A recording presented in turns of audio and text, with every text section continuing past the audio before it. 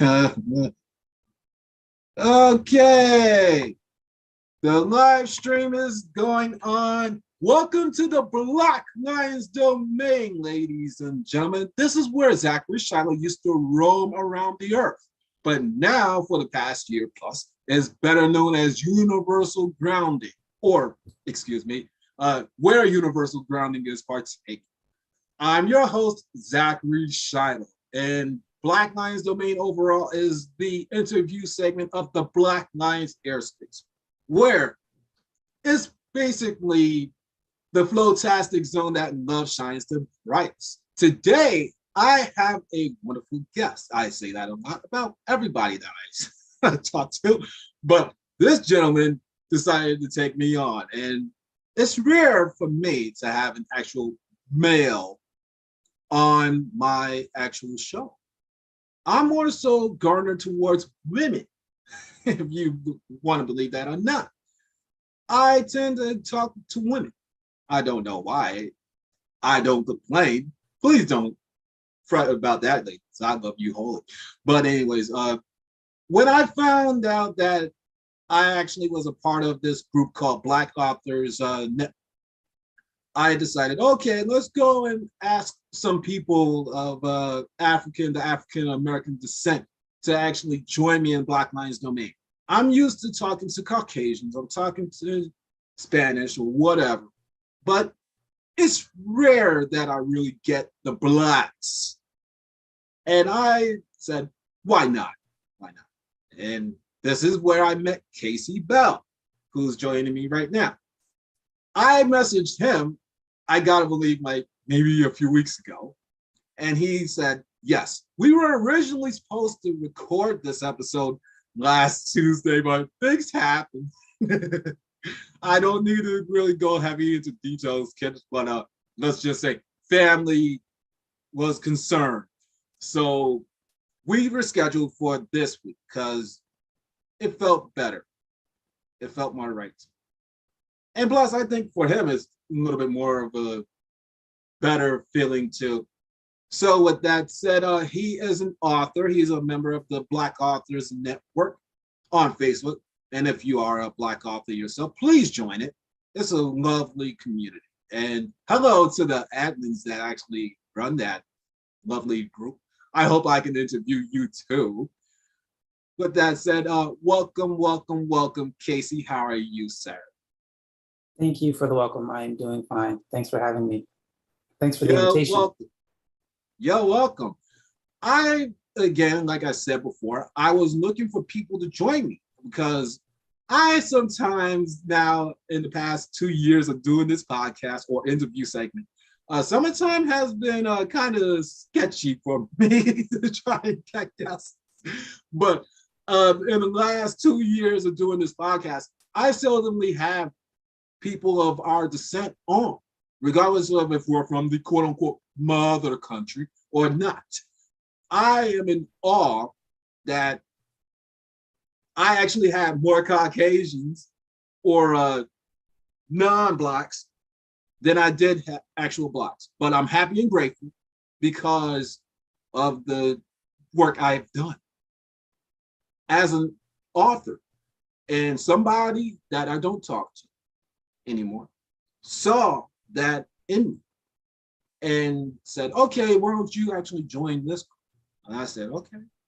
I did it, and I was able to talk to you, and I love your energy completely, seriously. And I love your background. You got such a lovely home or office. Kids out there, if you're not watching this live, he's got a Jewish saying right behind his back, Shalom. Hello. Hello, all you Jewish huns out there. Oh, man. But back to this thing at hand. I don't take it for granted whenever I get somebody that looks to talk to me for a bit. And I'm not expecting to keep you on like an hour or two. I'm going to try and bust this out in 30 minutes or less. But anyways, can you give my listeners your background, my dear man? Sure. So I started writing generally since I was a child. I'll say by the time I was 5, 6 years old, I started writing songs and poems. And by the time I was like in middle school and high school, I started keeping a journal. Oh, And it never occurred to me to write because I wrote for, I guess you can say, therapy reasons. I didn't realize at the time. Um, and I enjoyed writing creatively. I started writing plays in college. And even then, I didn't realize I was supposed to write simply because in school, I was horrible in English and writing and in reading. I was always in the remedial classes. oh, My first year of college was generally my fifth year of high school because my grades weren't so good. So they told me I had to retake some of my high school courses. So um, I just didn't think writing was for me. I didn't think I was smart enough to do it, even though I was doing it.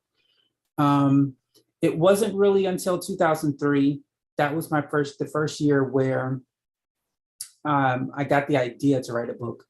I was writing a, I was watching a film on Lifetime, and I wanted to change the ending. So that's when I decided to start writing a book. And in my mind, I said, "There's no point in me writing it because no one will ever publish it." Because at that time, I didn't know about self-publishing. uh-huh. And I did end up, I forget what years, I did end up sending it to a book publishing company, and they said it had potential. I needed help in writing. So they gave me information on how to take writing classes. And at the time, I didn't have funds to take the classes. So I kind of just put it on the back burner and was like, if it's meant to be, it'll happen. So in 2006 was the first year that I found out about self-publishing. Someone at my church invited someone she knew who had self-published, and she did a workshop. And I went to the workshop and I learned how to self-publish. In 2007 was the first year that I published my first book. And so that's Oh, my wow. background. From what it sounds like to me, we have very similar upbringing. I actually was a journal head when I was a little kid because of a certain Disney show called Doug.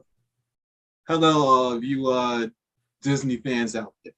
So I love watching him write, "Oh, dear journal, this is my best friend Skeeter. This is Patty, my crush, and my dog Pork Chop." I love that. And I loved Doogie Howser. He would always type on his computer, "Okay, this is what happened to me today at work." And my best friend, he, Vinny, he actually visited me, da, da, da, da, da, my girlfriend, da, da, da, da, da. But for some odd reason, it didn't really hit me until I was actually done with college. I'm in awe now that for the past near 3 years, on and off, I've actually done journaling. And then I remembered my childhood. I said, "Oh, okay."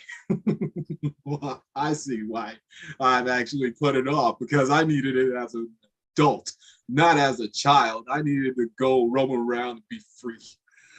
So I didn't stress it quite so much. But I'm happy and grateful for it because, like you said, it is very therapeutic. I actually said this on my podcast before about how I wanted a therapist. I seriously wanted one because I was losing the woman I loved. I was type 2 diabetic. I was overweight. I was dying. I wanted somebody that was human to talk to me, that wasn't a social media head. I lost my social media, so I had nobody to really talk to.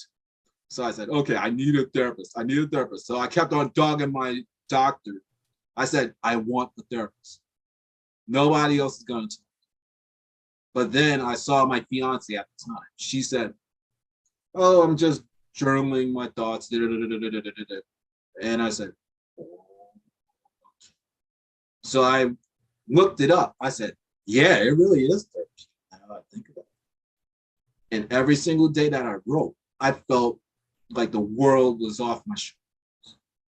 And looking at somebody like you, it feels even more right because I am a 7 times best-selling author. I didn't expect that thing to actually lead me to a life where I actually have 7 books that have the name best-selling author. There's one, there's one extra, but it's not a bestseller. It never was. I told the story about how on May 7th, I actually went through this launch, this book launch with somebody that I used to. It was so poor. Oh God. The publisher and everybody else, they didn't really put their efforts in. I'm the one that's out there swim, trying to get all the people that I know to actually get the book, which was $4.99. And then the next day on the 8th, I'm still going crazy about this nearly 2 months later. I said, you gotta be kidding. None of these Huns are taking my advice. I literally had to go to somebody that I consider my mentor, one of the greatest writers in my point of view, and somebody else who was actually a 2 times best-selling author with me. These two women have been highly successful in launches. We've gone from practically morning until night until the title bestseller was earned. From what I understood with the publisher of the not bestseller, she wanted a bestseller. So I'm confirming with these two. Okay, this book is number 95 in a certain chart right now. How can we get it to number 1? And they said, okay, why don't you actually suggest that we go and turn it into $1? That will get a little bit more traction. So I made it known to such group. Okay, not only is it my opinion, but I've talked to these two women who have been bestsellers with me. Let's go change it to 99 cents for only a day, maybe 2 days max. And they're like, no. I said, excuse you? Excuse me? You are crapping on the opinion of best-selling authors. They've been this way for years. Why can't you actually just shift it for a day? And somebody said, oh, because it goes against everything that we stand for. I said, everything you stand for. Part of me wanted to say, you don't stand for nothing, you crazy Hun. You don't stand for nothing because I don't see you out there promoting our book. All I see from this group chat right now is talking about the title of the next book or two. While I'm busting my behind doing this. And it's insulting as a best-selling author that they didn't listen. And as the result, I said these words. I'm out of here. See you later, you crazy Huns. I'm out of here because you disrespected my mentor. You disrespected a different co-author who want this book to be a bestseller as much as I do, as much as you quote unquote want to. But that's all. See ya. And then, lo and behold, not even a full-fledged hour, sir. The book went from 95 all the way down the charts. And I'm keeping my eye on it. I said, what a shame. What a shame. And then I stuck to my history. And every single time I stand with certain people, bestseller, every single time. And it hurts even more because the non-bestseller was by a non-Caucasian. By a non-Caucasian from Britain. She's British and Indian, mixed. I said, oh, come on, you're crazy. And they didn't even apologize to me, and I didn't apologize. So a certain book called Overwhelming Us kind of is foreshadow in the background. It's a shame. It's a shame. But when I look at people like you, I get the vibe you actually really hustle if you're a best-selling author, correct? Are you a best-selling author?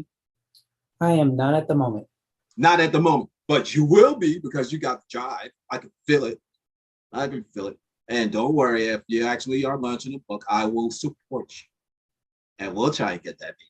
One. All right. So with your actual book, how long did it take you to actually do it? Was it years? Well, the first book that I started writing, is different from the first book I published. The first book I published didn't do well because I didn't take the time to publish it correctly. I literally, I wrote it in 2 days. Oh, wow. I edited it. I did get it edited by someone. And then I published it. Once I figured out how to publish, I published it maybe within a week. So it was a quick process. The first book I started writing took, I think 12 years, only because I had so much time it was mostly writer's block, a mixture of writer's block and procrastination. And at one point I was thinking about throwing the whole project away because the thing was, I knew what I wanted the ending to be because it was such a drastic ending. I didn't want the book to be short because I didn't want to get to the ending quickly because it would be, even though the ending is unrealistic, it would be even more unrealistic if the book wasn't as long as it was. I also didn't want the book to be too long. So I was confused of what the steps would be to get to the ending of the book. And it just, every year it was like, I'm done. I'm not writing this book ever. I don't want to do this anymore. And then the following year I was like, no, I'm going to do this. I'm really going to finish this book. And then the following year, no, I'm not doing this. I give up. And so it took 12 years of back and forth. And then I finally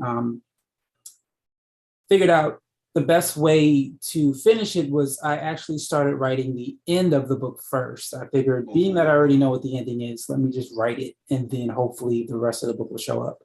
And then writing the end of the book, the rest of the book showed up. And I actually started writing the book backwards. That's how I was able to finish it. That's not a bad journey to some degrees or another.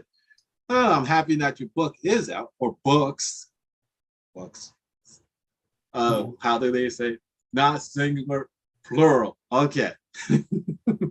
All right. So now that you actually have your stuff published, like, what is the feeling of it?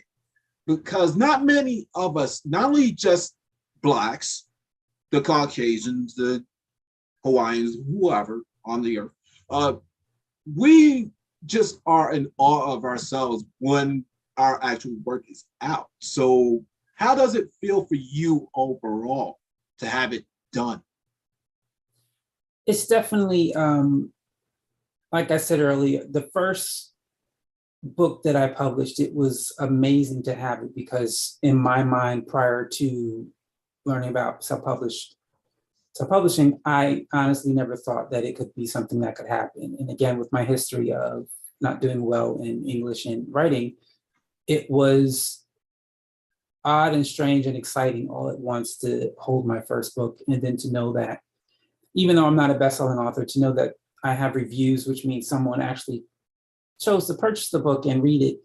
And it's an amazing feeling knowing that I accomplished something originally I thought could never happen. Oh God, you got a review for one? That's awesome. That means your book really is successful. You don't have to be a best-selling author for that. That is great. At least one person reviewed you. And that means a whole lot.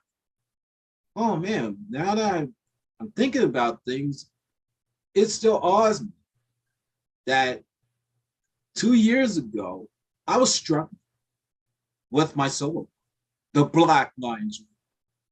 That was supposed to be my story of not just the internet, just how I got to being slim. People were asking me for years, oh, how did you actually do it? How do you maintain what you are?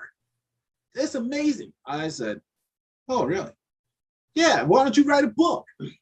An actual co-worker at the time said. I said, write a book, me? Yeah, you gone through it. We all admire you to some degrees or another. I said, okay.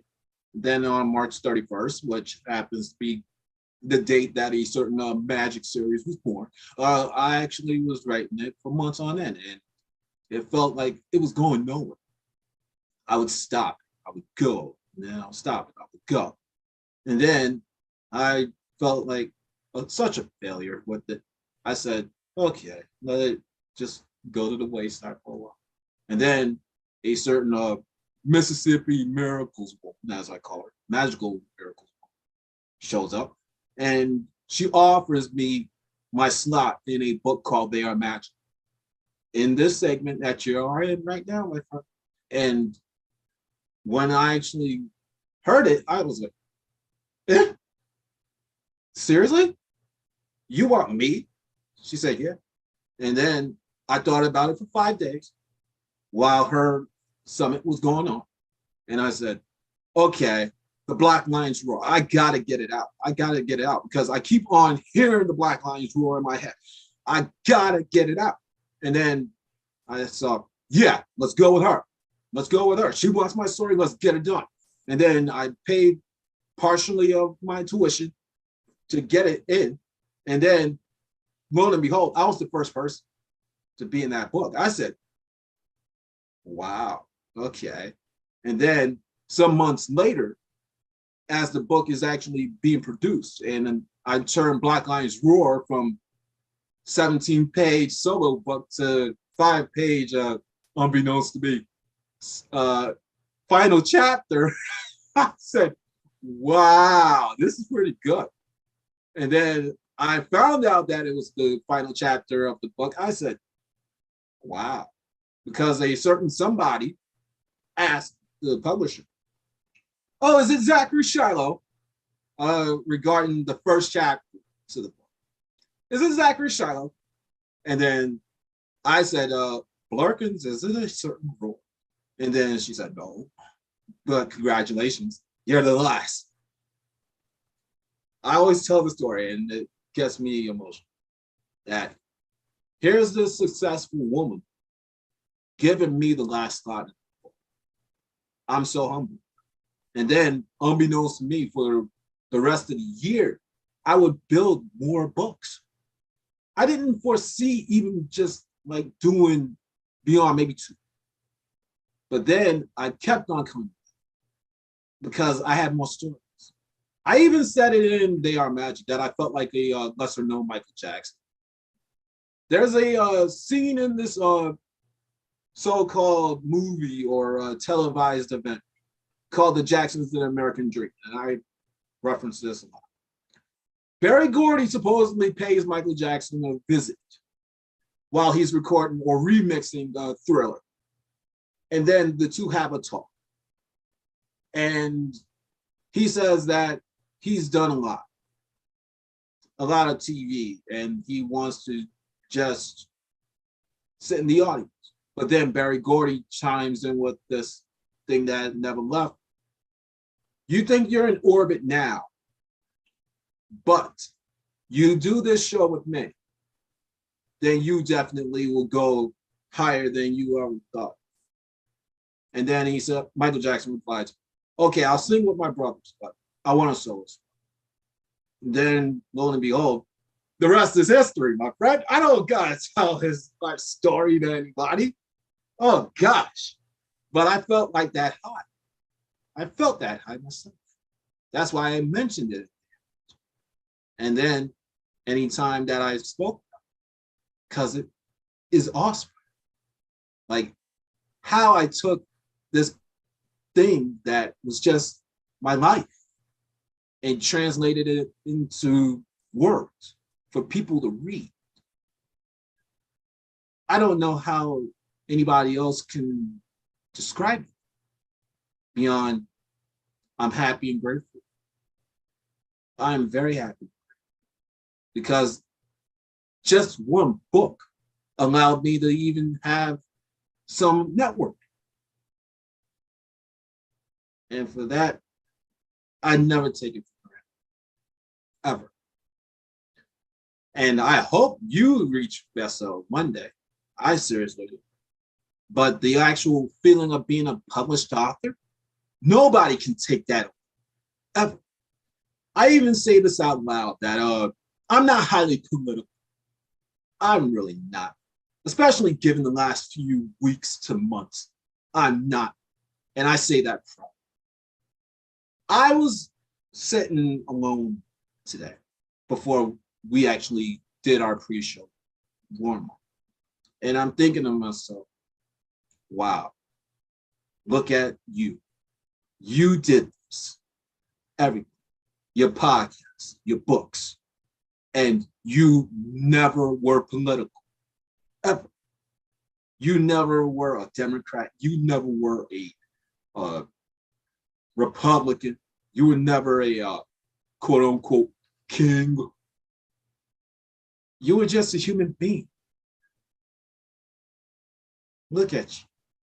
Yeah, sure, you can live with your parents. At the same point in time, you feel like you are disrespected by them because of the way they take care of themselves. But that's them. Look at you.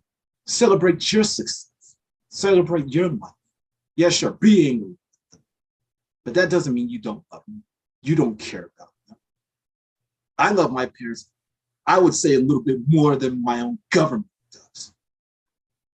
Because at least I stuck my nose out for them to try and help them get their lives together a little bit more than Uncle Sam. But they want to keep on believing in them, God bless. But I refuse to actually be part of that madness. Ever. And I'm proud to be Black. Hence the name Black Lions Domain. Hence the name Black Lions Airspace. Hence why I call myself the Black Lion. Hence why I call myself the Black Dragon. Because I am proud. Yeah, sure. Sometimes I felt like it was a crutch. I even said that to my parents. You use Black leaders as a crutch to get me to do what I don't want to do. But I live my life as an overall human being because of their sacrifices. Especially now that I'm an author. Like you and I, we are following the footsteps of people like, what's this Hun's name? There was a Black author named Angela, not Lansbury. Lansbury was a white actress. All right, let's just go with that. And Langston Hughes. Langston Hughes. I said, what? I'm in the same class as him? Wow.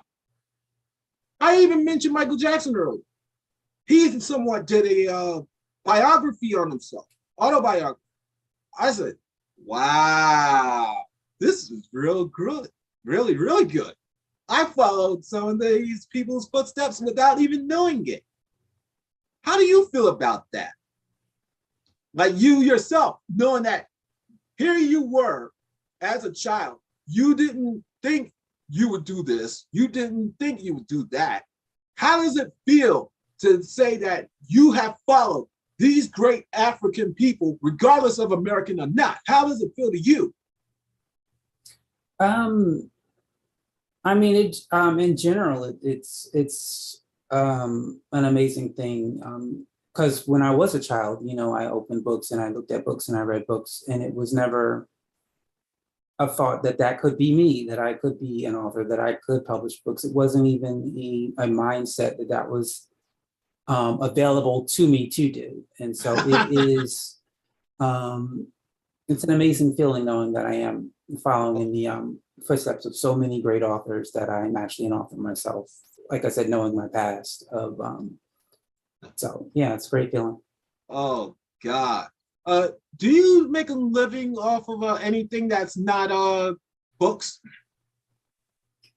Yes, books is still my part-time side gig. It's not my full-time just yet. I do work at a gift store that's also a pottery studio as well as a glass blowing studio, and I help. I help around. They make their own clay, so I help with that, and I do some art on the side, ceramic art on the side. Oh wow. I do not feel ashamed of being a best-selling author anymore. Oh God, I used to tell Blair Hayes, the almighty Blurkins, that I was insulted that I worked for Amazon in their workhouse because here I am slaving myself away for umpteen hours a day. And I never thought I would meet somebody that was in the retail industry who was comfortable doing what they do. I was not comfortable at all, to be honest, because I've done so much in a shortened amount of time. But now that I talk to you, I'm kind of the volume down. That doesn't mean I don't want something that I hold to my heart to grow. People keep on telling me, oh, Zachary Shalawatch, you need to go, right? You got so many stories to unleash for us to read. And sometimes I would sit back and awe. I've done so many already. Do I really have to keep on writing? Do I really have to? But then I say to myself, yeah, to some degrees or another, I have to. Because my voice should be. I don't feel like it's heard with the politics, but I feel like my voice is truly heard when I do my podcast, when I write. Oh God, my life with the writing, it takes more precedence, I would say, over my podcast because I'm so passionate. And to see my legacy from when I was through now, it feels like I really am celebrating myself. Yeah, sure, there's some things that will hurt for years, like how I live with my parents, how I live with my older brother. To some degrees or another, I felt like I was a failure because I moved back in with them. I said to myself, I never, ever, ever wanted to live here again because of things that have happened throughout the years. But when I look back at my life, I say, again, with open arms, that I'm happy and grateful because I had nowhere else to go. I had to move back. And I refused to live on a street corner. I refused to live in a shelter. Yeah, sure. To some degrees or another, this is the place where a good one of my dreams died. And I don't know if they'll come back. But I'd rather be here than affirmation places. And looking at the likes of you, give me hope. Give me my dreams to some degrees. Because I should. And yesterday was a culmination of some of my dreams because I made it 2 full months with clients. Yeah, sure, I'm not getting paid money. I wish every single one of those funds that are in Mind Over Matter Unlimited would pay me, but I thought about the Black Lions Rule, the original Black Lions Rule, which is my relationship with the internet, how I stopped using social media for 6 months and got my life together. I thought about that and I said, I wasn't paid. I wasn't paid to lose weight. I wasn't paying to do this, that, and the third. I did it for free. I want concrete evidence, not just from me.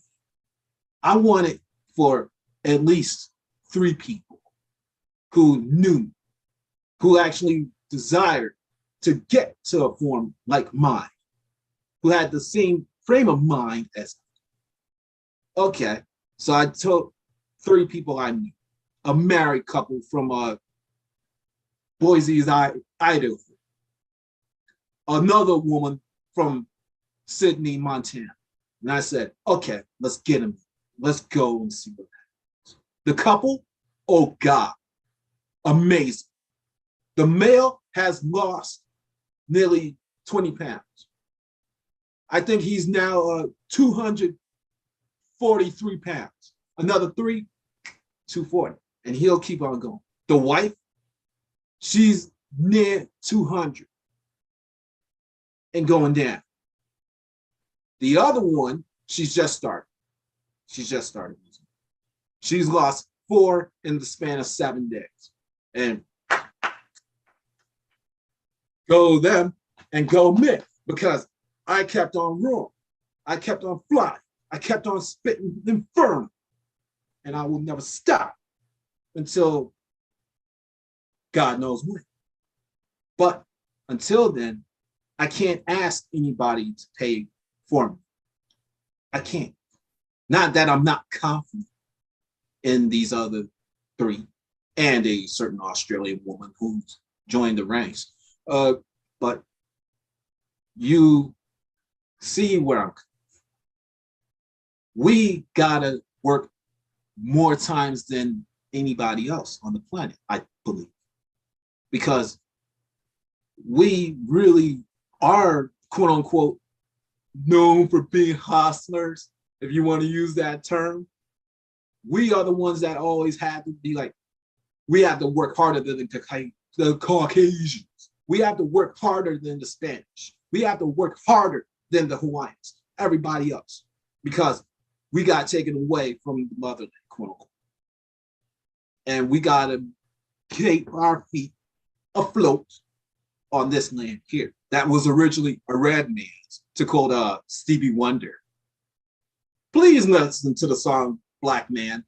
That is the true story of the world, kids out there. Listen to that song, Black Man by Stevie Wonder. I will never forget the lyrics ever. This land was a red man's, but because of the likes of the non-Caucasians, and I'm not saying the Caucasians suck, they are lovely. Some of them are lovely. My clients are Caucasian, all of them, and without them, I wouldn't be sitting here right now. None of them. And because of them, I can say this out loud.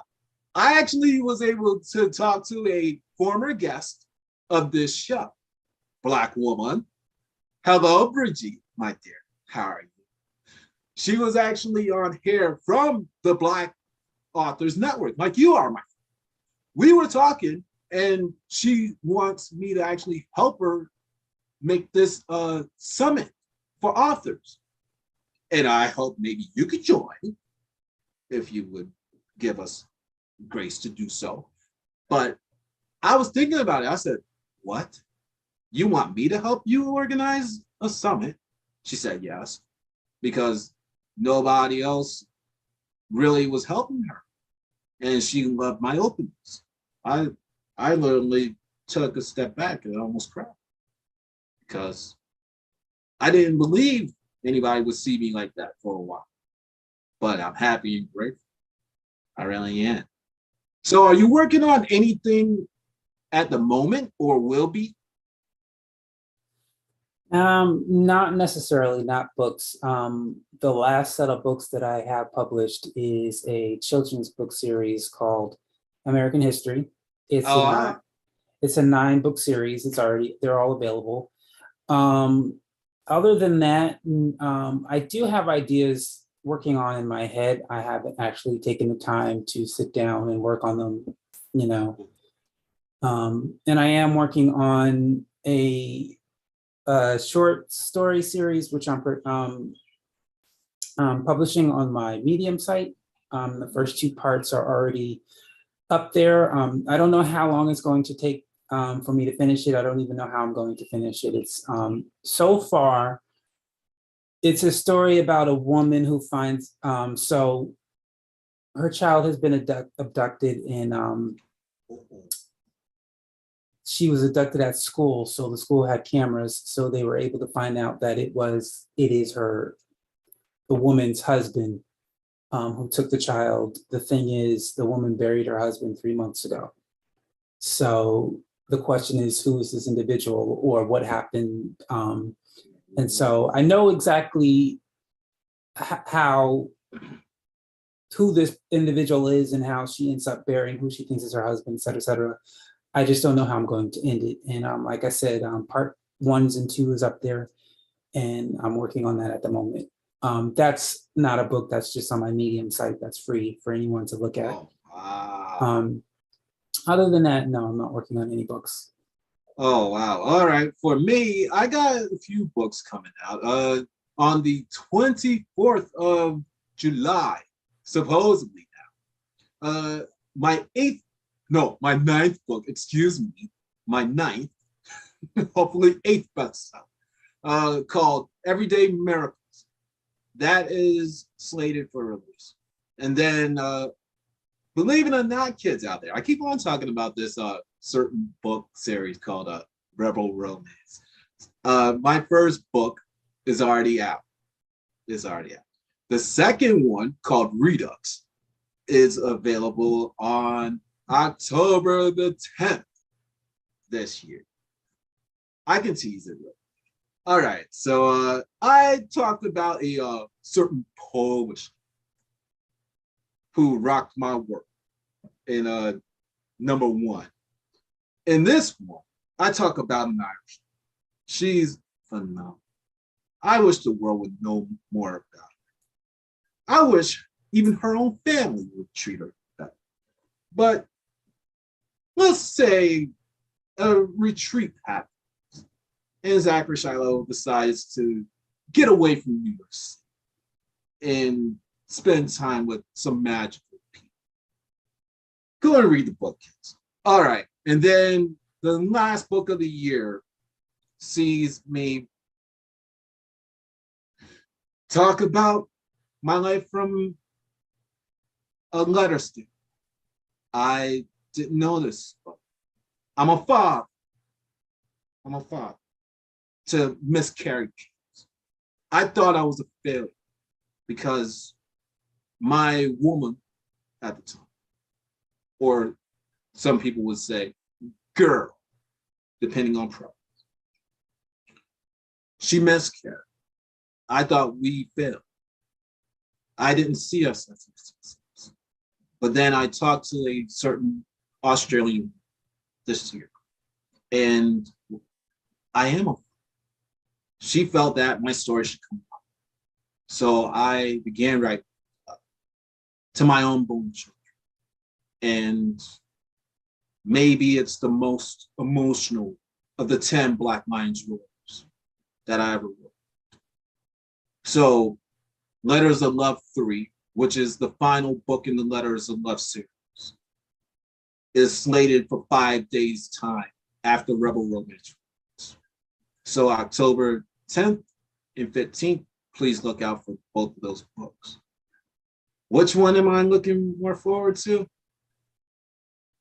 It's like asking a father which child is their favorite.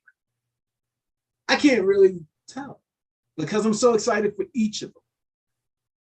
The eighth one, The Everyday Miracles, because I didn't think I was going to be in that book because I thought somebody else was in it. The ninth, The Rebel Romance, because I love just being in a naughty book. Most people actually think, oh, Zachary Shiloh's so cute. He's so clean. He's so adorable. Oh, Rebel Romance sees Zachary Shiloh in the dirty, dirty, dirty. Yes, I am. And I got no shame. No shame for the language I use. I got no shame for the intentions towards the woman I'm talking to. I love her wholly. Love her wholly. But when you scratch the surface of the Rebel Romance, it's more of my heart. I'm not just trying to get in a woman's drawers. I'm passionate about my work. Like, I actually said it as a holistic health coach. By the end of the book, I am. And the woman I'm with helps me get bigger, gets better. And then the Letters of Love, it's really me saying thank you to my children. To some degrees or another, yeah, sure, I'm making known that my own family made me feel bastardized at the thought of having a child or two. But I'm happy and grateful for the life that I live. And I will always say that too, that I am happy. Yeah, sure, things went around. But when I look at it, I got to talk to the likes of you. I got to talk to the likes of my friend Bridget. I got to talk to many other people because I was here for some reason. I needed to be here to some point. But now I'm spending the rest of my 30s trying to get out of here. Trying to get out of here. Because I can't wrestle with these hats. As much as I love them, as much as I respect them. I'm a best-selling author. Multiple times best-selling author. I need my own room. I gotta roam around. I gotta spit fire somewhere else. Because as much as I love them, yeah, it's feeling more right that I gotta go. And speaking of gotta go, we gotta get out of here shortly. With that said, thank you, Casey, for coming on and actually talking about your stuff. Hopefully you could come back one day when maybe like 6 months from now. Is that good? Sure. All right. With that said, here's the outro. Okay. What are your desires of the future, my dear sir? Desires of the future to become a best-selling author, to have my books best-selling. And with my children's books, hopefully helping the next generation enjoy reading more than this generation. Oh, yeah, I love those desires of the future. Okay. If not today, can I bother you to actually give me 3 people you believe I should talk to in this interview segment? I can definitely look that up for you and give you the information later. Off my head I won't. Not now, within the week to a month. So today's the 29th of June. I can bother you at max on July 20th. All right.